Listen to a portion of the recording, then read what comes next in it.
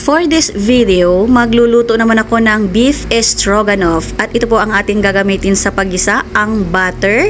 And then syempre guys, ilalagay na natin ang butter sa ating mainit na kawali na may kaunting mantika.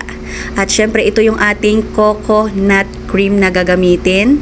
Ayan. At syempre meron din ako ditong broccoli na luto na. At magsisimula na tayong magluto. Gigisahin na natin ang bawang at sibuyas. At kapag mag-golden brown na po ang ating sibuyas at bawang, ilalagay na rin natin ang ating beef. Ayan, yung beef ko na to guys is naluto na po ito. Ginisa ko na siya para hindi na siya gaanong matigas pag nailuto natin. So gigisahin na natin sa butter. Ayan na guys, hahalo-haluin lang natin. Sobrang bango. At ito po ay luto na ang ating beef. Malambot na po yan. At syempre guys, lalagyan na natin ng mushroom at pamintang durog. Yung pinong-pino. Ayan. So isinabay ko na siya guys kasi luto naman na yung beef. Ito na lang gagawin natin. Uukay-ukayin na natin. Uukay-ukayin. Ukayin. At syempre, wag natin kalimutang maglagay ng asin. At eto na nga, ilagay na natin ang ating nagpapasarap sa ating beef stroganoff. Ayan, coconut cream. Ang sarap at ang bango. Grabe, guys. Sobrang sarap nito. So, ayan, first time kong lutuin to. At ito naman talagang masarap. At ito, ilagay na rin natin ang kaunting cornstarch para lalapot siya talaga. As in, lalapot. Ayan, tingnan nyo guys, oh. Super creamy na siya.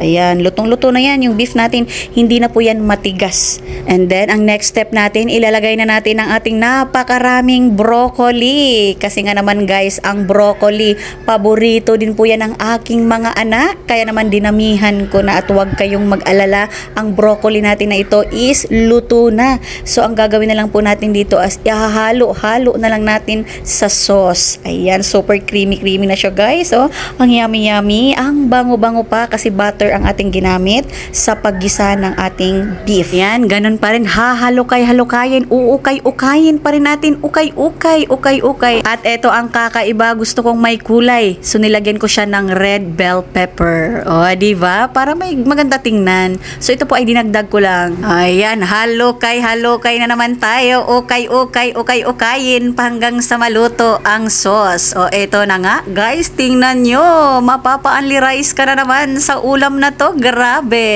Super creamy. Ito na po ang ating beef stroganoff recipe. O, di ba? First time kong lutuin to guys, pero alam kong napakasarap.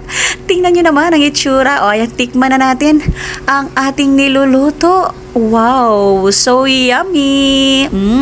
O, di ba? Perfect. Basta luto ni Mami, yummy.